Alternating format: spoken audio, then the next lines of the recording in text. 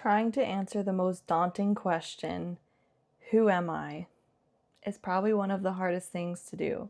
Not only does it put you on the spot, but it applies this pressure to figure out your entire life in the span of one sentence.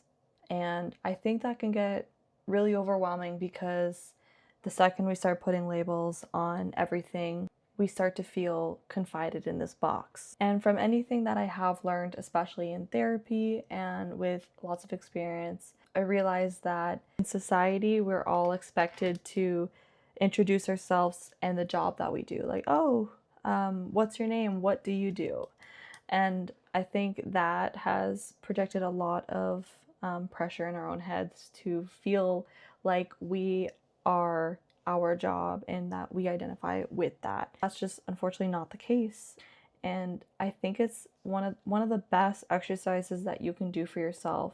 Feel like you don't know who you are is taking a blank piece of paper, writing in the middle, who am I? Circle that and start brainstorming. You might start with a few negative thoughts. You might start, oh, I work at this and I'm ambitious. I don't know. You're going to keep branching off, spider webbing away, okay?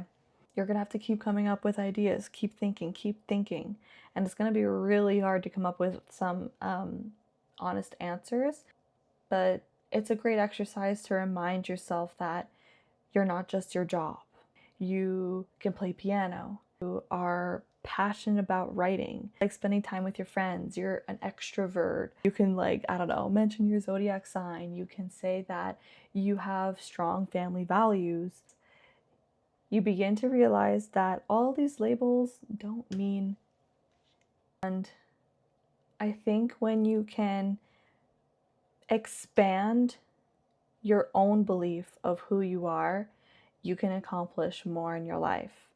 And you begin to step outside of that box and truly see in a different lens. I encourage you to try that exercise.